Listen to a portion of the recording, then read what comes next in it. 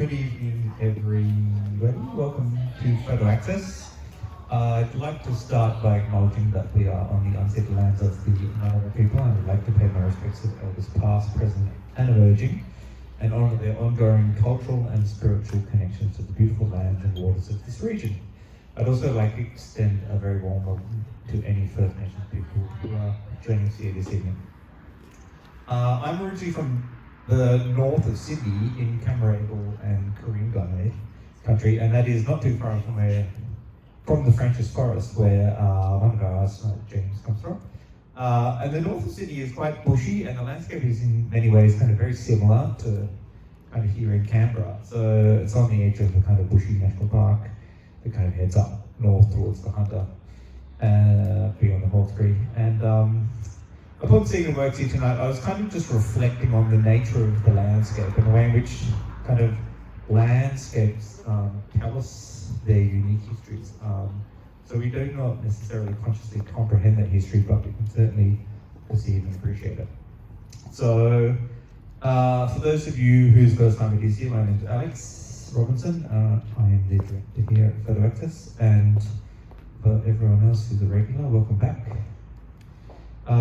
What we do here at Photo Access would not be possible without the funding and support that we receive. So first and foremost, I'd like to thank Arts ACT for the ongoing organisational funding that we receive as Arts Centre Investment Funding, that's multi-year funding. And I'd also like to thank our sponsors. So we have beverage sponsors, so Ben's Spoke Brewery, who we've been working with for many years. They support many other arts orgs. And as well as our fabulous wine sponsor, Larrabee Estate, that's just out there on Lake George. It's beautiful wines. As always, the beverages are free, but if you'd like to make a donation, all proceeds go back into our exhibition and workshop programs. So this evening, we were going to have a welcome to country from Ngunnawal traditional custodian Tyrone Bell, but unfortunately he's called in this morning and he's sick. So he sends his apologies and hopes that we all have a fantastic evening. And he told me that he was at the State of Origin last week down in Melbourne, and he definitely caught something down there with 90,000 other people coughing in that stadium. Apparently it was a good outcome, so it was worth it. Go the Blues. Okay, so this evening we're opening two exhibitions. Jessika Spencer is a Wiradjuri artist from the Three Rivers region of New South Wales who's lived in Canberra for the past few years. Her main medium is weaving, and I'm sure many of you are familiar with her work. You see her around Canberra in lots of the arts organisations. She participated in a photography workshop here at Photo Access in 2021 and has since started incorporating photography and video into her practice.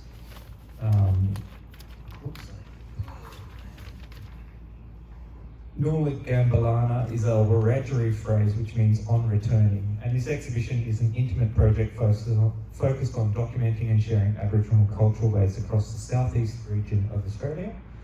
From being raised in a matriarchal family, this body of work celebrates some of the women in her life and honours the strong connections and love between the artists and elders who have become role models to her.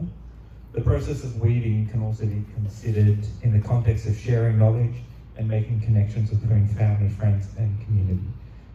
The activity of weaving as a cultural practice also enables healing and the coming together of community. In the exhibition, we see a series of photographs, some depicting cultural objects and woven works by the artist, but we also see the process of caring for country and gathering the fibres and resources. And that also includes the two fibre-based art pieces that we see in the gallery this evening. The second exhibition we have is by James Rhodes, an artist and photographer who's based in Newcastle, and this is his first time exhibiting here at Photo Access, so welcome James. His project entitled Kooragang Island depicts and delves into the beauty and ecological significance of the Kooragang wetlands just inland from the port of Newcastle, between the city of Newcastle and Stockton Beach to the north, the point at which the kind of Hunter River makes its way towards the Pacific Ocean. I was talking to James about this project and the Kooragang wetlands that he had become obsessed with and has kind of been photographing for kind of many years. And it wasn't until he was kind of flipping through his proof sheets that he began to realise that, you know, with a bit more detail, it was actually a that kind of body of work. So the silver gelatin prints are hand-coloured and marked with red paint. The red marks echoing the marking up of these proof sheets with coloured chronograph pencil. The markings also evoking the trace or the index left on the landscape. The work also evokes the concept of photography's capacity for truth in the indexicality of the analogue piece of film.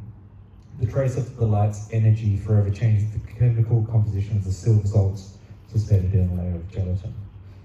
The notion of the trace or the index is kind of intrinsically present in both the artist's works this evening, and I think it sort of kind of ties the two exhibitions together very nicely.